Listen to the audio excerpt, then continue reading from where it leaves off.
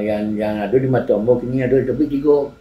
Rahmat Darmawan, Bambang Nuriatka, itu Ipan Kolet. Cik kan? Ya. Itu namanya sekolah dulu tuh mengaji bola dan itu. Dan saya ikut Persepak, Bon Persepak. Saya masih SMP tapi saya ikut Bon Persepak.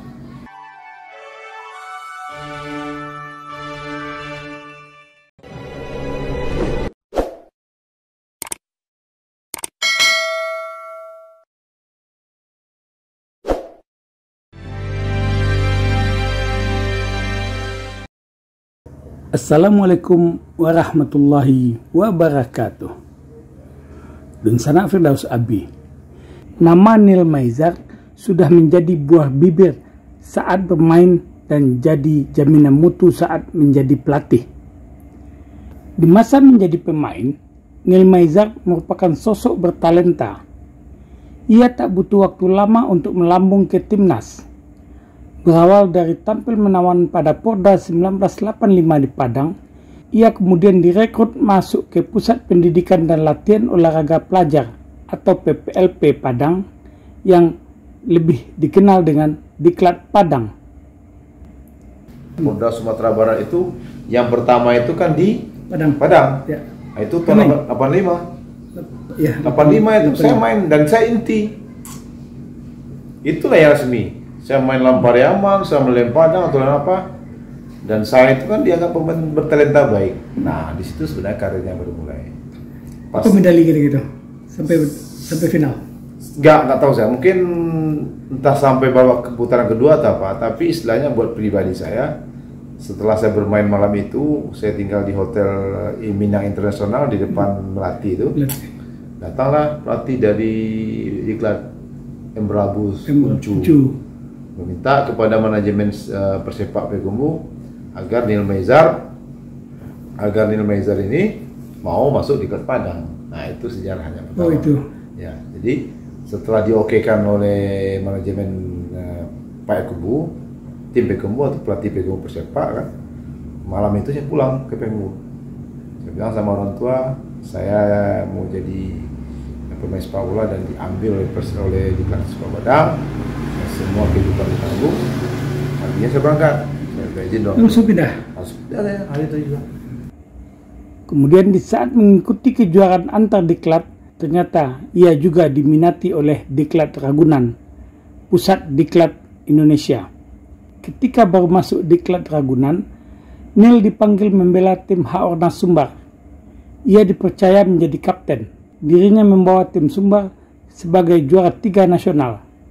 Tim pemandu bakat nasional membawanya ke PSSI Garuda II untuk dipersiapkan ke Timnas Pra-Olimpiade 1992. Ia masuk timnas tersebut sejak 1987 sampai 1991. Kendati berlatih di pelatnas tim Garuda II, dirinya bersekolah justru di Ragunan. Saya di Diklat itu kan hanya setahun. Setahun. Itu Diklat setahun. Setelah itu saya ada 2 versinya itu. Saya kan dulu waktu Diklat itu kan saya mewakili Sumatera Barat, kalau usia saya masih 16. Ya.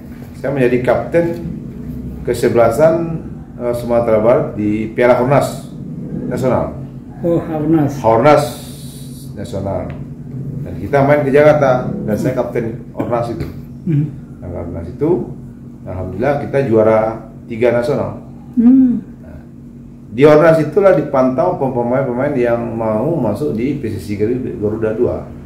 Project official untuk Timnas Pra-Olimpiade 92. Olimpiade 92. Itu tahun-tahun yang di 86 kalau saya. Di Haornas. Nah, setelah itu setelah kembali saya di Diklat, baru saya kembali diambil oleh PSSI Garuda II. Dapat panggilan PSSI. Tapi saya mampir sebentar di Ragunan. Karena antara Garuda II sama Ragunan itu panggilan pertama ya Ragunan dulu. Oh, Ragunan dulu. Jadi saya pergi Ragunan karena saya kan pemain Diklat. Ya. Nah, tapi nggak taunya PSSI Garuda manggil saya juga. Oh, berarti selesai kejuaraan tadi itu langsung dipanggil oleh dua tim berbeda. Ya. Kalau diklat jalurnya memang Ragunan kan? Betul. Siapa pemain terbaik di diklat di daerah? Masuk ke Ragunan. Masuk Ragunan. Mungkin saya dianggap terbaik. Masuk Ragunan.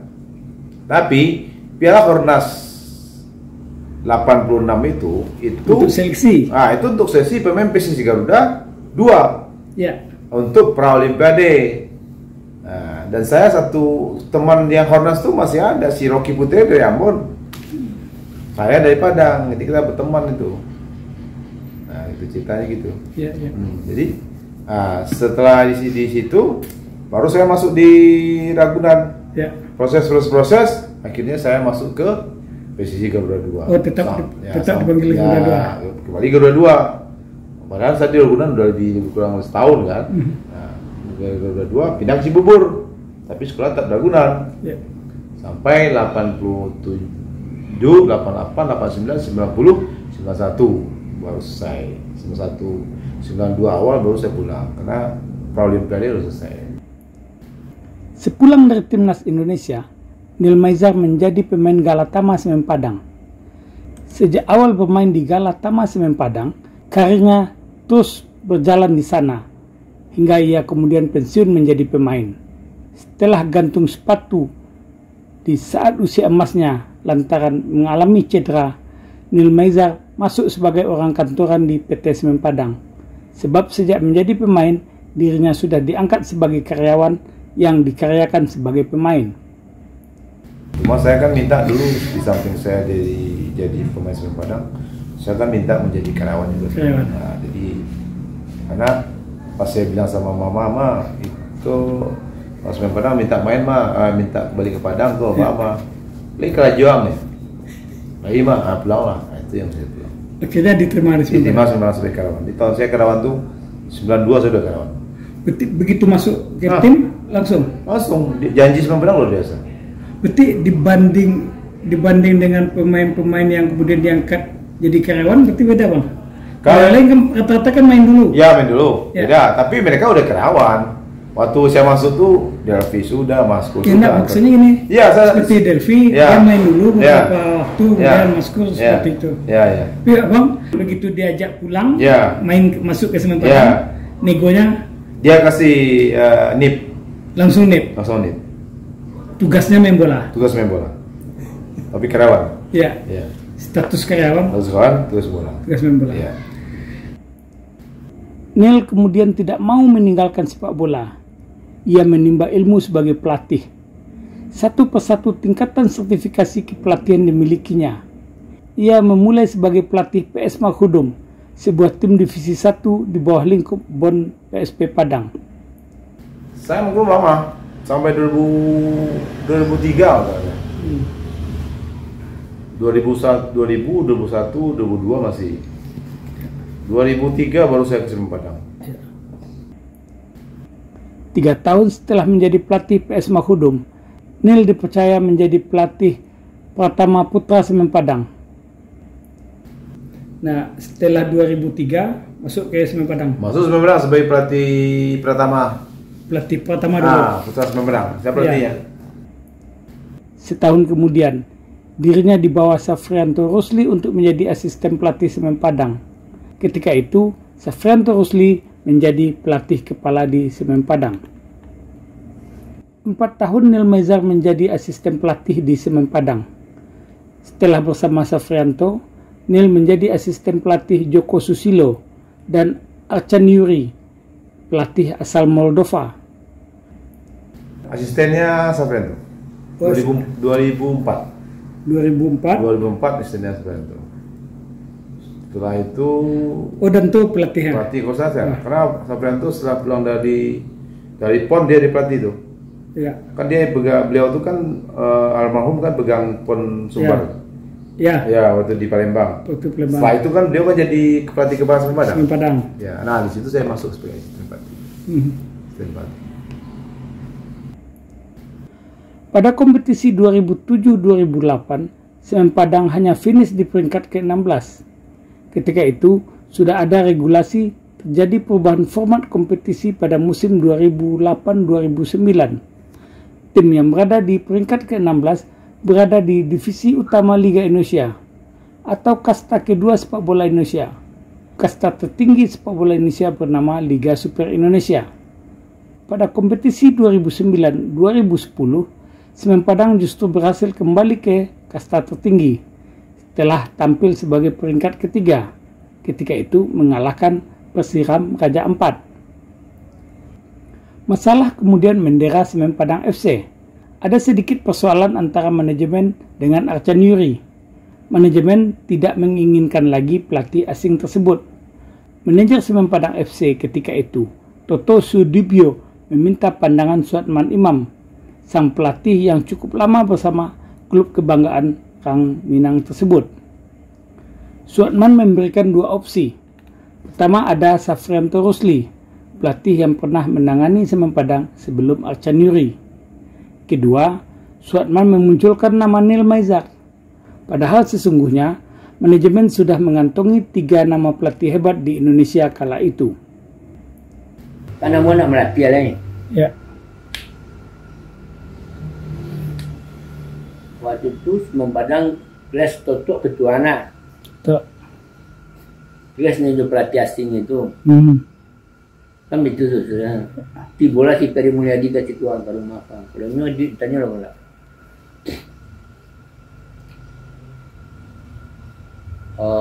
Zaman yang muda kan. Zaman Pak Tutuk main bola, mengada nyembau. Zaman lah tahu Tutuk aku tua aku. Tak ni ngecek zaman. Tapi di bawah sana. Zamannya Tutuk zaman Ambo kini ketua nyonya Malagan nyonya direksi kini kan. Inyo ala ketua semua Semen Padang FC. Ini kan Ambo mencari pelatih ini teman. Yang ada di mata Ambo kini ada tapi 3. Ahmad Darmawan, Bambang Nuriatka, itu Ipan Kolet. Cik kan. Bila menjadi sekolah dulu tu mengaji bola dan lagi. Langsung berskak. Lagu ini ada tu. Ini itu namun siapa di Tuldaman siapa tu. Kalau rambut pertama Saprianto, kedua Neil Maizar itu cerita Neil Maizar tu. Kalau dia berarti lokal kuah kan itu Saprianto atau Neil. Ya. Saprianto nyanyi aja. Kalau pilihan ke sini. Alasan teman ketika itu. Ya itu yang punya cita-cita seperti itu. Terpikat. Ya. Bila itu di Mata Naman pun aku bisa. Ya. Ini kan secara kalau dibuat secara levelnya kan berbeda tuh. Ya jauh sangat jauh. Ya sangat jauh sih mungkin siangnya malam Daman, gitu. Kalau Daman 7 itu pastinya minta Daman jadi pendamping. Orang bukan belum kecil tadi belum punya kapasitas. Punya kapasitas ya. Pastinya minta Daman jadi pendamping. Usulan Suatman menjadi rujukan bagi manajemen Semen Padang FC. Toto Sudibyo kemudian mengundang Neil Maizar dan memberikan kabar manajemen memintanya untuk menjadi pelatih kepala Semen Padang. Ada 4 tahun kalau salah. Saya asisten pelatih Saprianto, asisten pelatih Joko Susilo, asisten pelatih Arcan Yuri. Susilo Arcan Yuri. Nah, setelah Arcan Yuri, saya kan asisten pelatih Arcan Yuri ini 2008 loh kan. Ya. Nah, itu kita baru masuk ke Liga 1. Disitulah Semen Padang masuk Liga Super, pasti masuk di tahun itu. Ketika situ kita melanjutkan di tahun 2009 atau 2010 itu kan seharusnya pelatih kan Arcan Yuri. Ya. Nah, manajemen dengan segala permasalahannya kan. Ya, ketika terus kelas sedikit. Ya, ada sedikit. Itu histori lah, kan nggak bikin itu kan. Itu tidak usah ditanya. Nah, Pak Toto di depan saya bilang, Nil, kamu siap jadi pelatih kepala Semen Padang? Siap. Kamu kan udah punya A. Saya udah punya A tuh. Ya. Himalaya kan, udah punya A saya. Nah, itu ceritanya saya pertama kali menjadi pelatih head coach Semen Padang di Liga Super tahun 2011. Sejak itu, Neil Maizar menjadi pelatih kepala Semen Padang FC. Neil memulai debutnya pada musim kompetisi 2010-2011, tepatnya Minggu 26 September 2010, atau berselang 2 bulan setelah dirinya diumumkan sebagai pelatih kepala Semen Padang. Kala itu, Semen Padang menjamu Persipura, tim yang difavoritkan akan meraih gelar juara. Pertandingan berakhir imbang 1-1. 3 pertandingan berturut setelahnya, Semen Padang mengalahkan Persiwa Wamena 3-0, menang 1-0 atas PSPS Pekanbaru, dan melibas Persija Jakarta 1-0. Di akhir kompetisi, Nil menempatkan Semen Padang FC di posisi keempat, hanya mengalami 3 kali kekalahan dan tak terkalahkan di kandang. Hasil tersebut sekaligus membuat Semen Padang semakin jatuh cinta pada Nil Maizar. Dirinya kembali dipercaya manajemen untuk menjadi pelatih pada musim kompetisi 2011-2012. Hanya saja, Nil tak sampai selesai mendampingi tim untuk kompetisi kali ini, sebab dia diminta oleh PSSI untuk melatih timnas senior Indonesia. Nil Maizar menjalani laga perpisahan melawan Persebaya Surabaya pada Sabtu 14 April 2012 di Stadion Haji Agus Salim. Karena sehari sebelumnya PSSI sudah mengumumkan bahwa Nil adalah pelatih kepala timnas Indonesia. Pada 20 April 2012 menjadi hari pertama bagi Nil menjadi pelatih timnas Indonesia. Kemudian Semen Padang FC dipegang oleh Suatman yang sebelumnya menjabat sebagai direktur teknik. Dunsana Firdaus Abi. Kisah Nil Maizar membawa timnas Indonesia tidak kalah serunya dari proses bagaimana ia menapak menjadi pemain dan pelatih. Kisahnya dapat Dunsana ikuti pada edisi lain tentang Nil Maizar. Sampai jumpa.